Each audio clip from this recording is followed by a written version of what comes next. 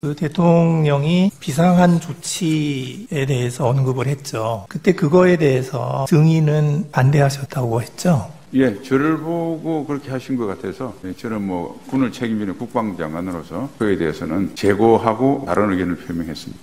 증인, 제가 몇 가지만 물어볼게요. 2024년 3월 말에 대통령 안가에서 만찬 모임 했다고 말씀하셨잖아요. 네. 그게 그 안가가 어디에 있는 안가입니까? 삼청동입니까? 아니면 다른 동입니까? 제가 안가를 가본 건 그때가 처음이라서 과거에 옛 그 청와대 근처인 것 같은데 정확히 어느 동인지는 집은 잘 모르겠습니다. 예. 그때 참석자가 누구였죠? 네, 저하고 저는 국방장관이었습니다. 김용현 경호처장, 조태용 국정원장, 여인영 방첩사령관 이렇게 있었습니다. 그 당시는 증인이 국방부 장관이었죠. 네. 이제 그때 그 대통령이 비상한 조치에 대해서 언급을 했죠. 다시 한 번 말씀해 주십시오. 비상한 조치에 대해서 언급을 했죠. 예. 그때 그거에 대해서 증인은 반대하셨다고 했죠. 예, 저를 보고 그렇게 하신 것 같아서 저는 군을 책임지는 국방장관으로서 그에 대해서는 재고하고 좀 다른 의견을 표명했습니다. 그때 그 자리에 있었던 그 당시 그 조태용 국정원장 그리고 김용현 경호처장, 여인영 방첩사령관은 그 말을 듣고 다른 얘기 안 했나요? 예, 아까 말씀드린 대로 저와 국정원장의 어떤 의견 표명 후에 대통령께서 다른 주제로 전환을 하셨습니다. 그래서 그 두 분은 말씀할 기회가 없었던 것으로 제가 기억하고 있습니다. 그러면 조태용 국정원장은 찬성했나요? 반대했나요? 조태용 국정원장도 사실상 좀 다른 의견을 낸 것으로 제가 기억하고 있습니다. 예. 그리고 그 다음에 바로 집으로 안 가고 그 증인 공관으로 김용현, 여인영 데리고 갔죠. 네, 그렇습니다. 이제 가서 무슨 얘기했나요? 예, 그날 이제 식사 끝나고 대통령님과 국정원장은 이제 따로 복귀하셨고 군 후배 2명이 남아서 가는 길이니까 우리 집에 차나 한잔하자. 원래는 그냥 그런 의도로 했습니다. 그래서 이제 대화를 하는 과정에서 아까 대통령 하신 말씀이 화제에 올랐고 그래서 대통령께서 그런 말씀은 아무리 술자리라도 사람들한테 하는 게 좋지 않겠다 이런 뜻으로 아까 진술한 대로 그렇게 그 두 사람에게 당부를 했습니다. 그러니까 증인이 대통령께서 혹시라도 그런 생각 갖지 않도록 해야 된다. 나는 국방부 장관으로서 절대 반대한다. 반드시 내 뜻을 전해달라. 이렇게 말했다는데 맞습니까? 예, 그 조치를 저를 보고 하셨는데 사실은 제가 거기에 동의하지 않으면 성립될 수 없기 때문에 대통령께서 이제 그런 생각을 아예 안 하시려고 그러면 제 입장이 중요하겠다는 생각하에서 조금 예의에 벗어나지만 제가 경호처장한테 제 뜻을 대통령께 전해달라고 말씀했습니다. 김용현 경호처장에게? 네. 그리고 나서 2024년 9월 6일에 증인은 국방부 장관에서 경질됐죠? 그렇습니다. 그리고 나서 이제 지금 맡은 국가안보실장으로 가셨고요. 예, 정확하게 이야기하면 8월 13일 날 제가 겸직을 했습니다. 예, 9월 6일까지 김용현 후보자가 장관이 될 때까지 그래서 2가지 겸직을 했고 9월 6일 이후에는 김용현 국방부 장관, 저는 안보실장 1가지 일만 전념하게 되었습니다. 예. 그런데 여인영 방첩사령관은 2024년 3월에 그런 만찬을 했다는 얘기를 안 하거든요. 2024년 다시 한 말씀. 2024년 3월에 대통령 안가에서 만찬을 할 때 이제 여인영 방첩사령관이 있었다고 했잖아요. 예. 그런데 여인영 방첩사령관은 어떻게 얘기를 하냐면 자기는 하여튼 그런 자리에 간 적이 없다. 이렇게 얘기하는데 시기가 분명합니까?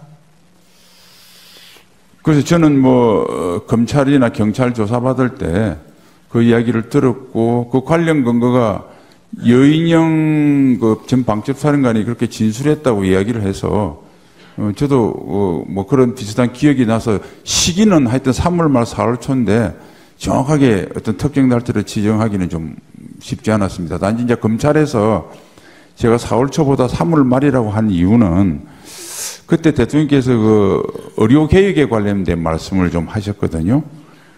그리고 난 뒤에 4월 1일인가 그 의료 개혁의 담화를 발표하셔서 그 전에 한 것 같아서 제 기억으로는 3월 말로 기억하고 있습니다.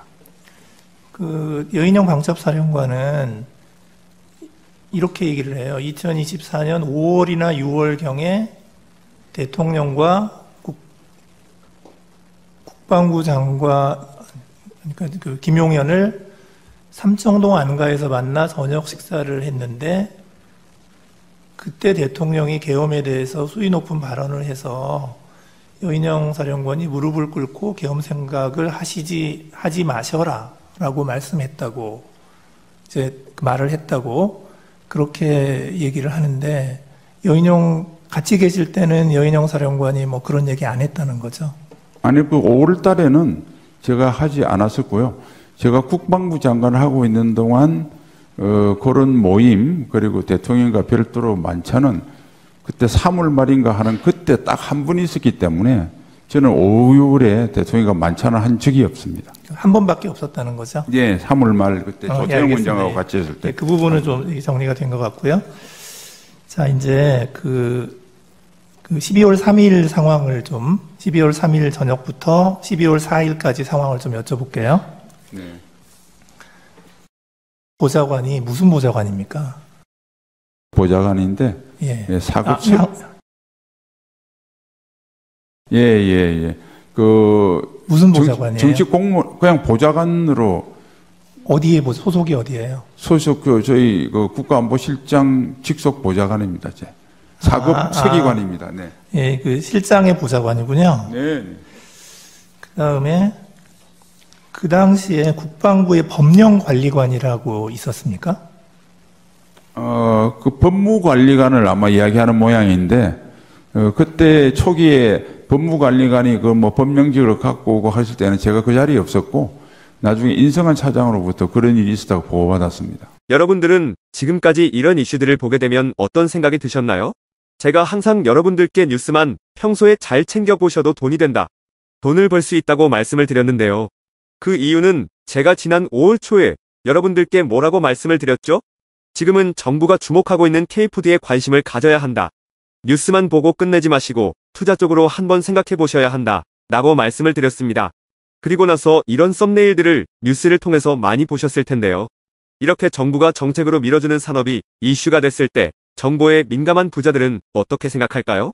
K푸드 관련주는 뭐가 있는지, 어떤 종목이 나에게 돈을 벌어다 줄 수 있는지를 생각한다고 말씀을 드렸죠? 그 이유가 뭐냐 하면 부자들이 봤을 때는 이슈가 곧 돈으로 이어지고 이런 이슈들이 돈을 벌어준다는 경험적 확신이 있기 때문에 부자들은 항상 이런 사회적 이슈들을 관심 있게 챙겨본다고 말씀을 드렸습니다. 실제로 제가 지난번에 시청자분들과 함께하는 주식으로 수익 내기 이벤트를 진행했었는데요. 당연히 100% 무료로 진행했고, 여기 보시면 저한테 구독이라고 문자 남겨주신 모든 시청자분들께 이렇게 K푸드 관련주 중에 가장 급등할 확률이 높은 한성기업 딱 한 종목을 여러분들에게 추천을 드렸어요. 그러면서 여기 나와 있는 대로 정확하게 얼마에 사야 하는지, 그리고 어느 정도 올랐을 때 팔아야 하는지 이런 부분들까지 자세하게 알려드렸었는데 결과가 어떻게 되었죠? 오른쪽을 보시면 아시겠지만 제가 5월 2일에 문자로 이 한성기업을 소개해드리고 나서 주가가 이렇게 2배 넘게 급등이 나왔다. 그래서 당시에도 굉장히 많은 분들이 제가 드린 한성기업으로 수익을 내셨을 텐데요. 다시 한번 축하드린다고 말씀을 드리고, 이번에도 마찬가지입니다. 최근에 정부가 집중적으로 밀고 있는 산업이 해외 건설 시장이고, 그 중에서도 K신도시에 대한 관심도가 계속해서 높아지고 있기 때문에 관련 종목들이 부각받을 수밖에 없다. 그 중에서도 정부가 가장 핵심적으로 밀어줄 것으로 예상되는 K신도시 대장주 한 종목에 돈이 몰릴 것이다. 당연히 우리가 이쪽으로 생각해야 한다는 겁니다. 그래서 이번에도 지난번과 똑같이 저에게 신청이라고 문자 보내주시면 정부가 강력하게 추진할 것으로 예상되는 K신도시 정책주 중에 앞으로 대장주 역할을 하면서 주가가 가장 크게 급등할 한 종목을 구독자분들에게 문자로 종목명과 사고 파는 시점을 모두 알려드리겠습니다.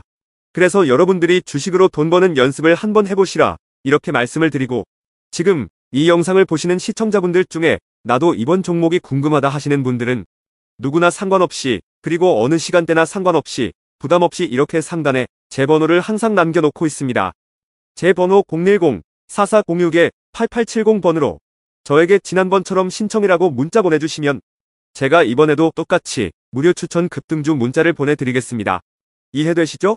그래서 제 번호 010-4406-8870번으로 신청이라고 문자 보내주시면 여러분들이 직접 이슈를 통해서 돈 버는 연습을 해보실 수가 있는 거고, 제가 돈을 받는 것도 아니고 투자를 대신해드리는 것도 아니기 때문에 부담없이 신청해주시면 되는 겁니다. 그리고 수익이 나면 저는 다른 것은 바라지 않습니다. 제 채널에 구독, 좋아요 한 번씩만 눌러주시면 감사하겠습니다.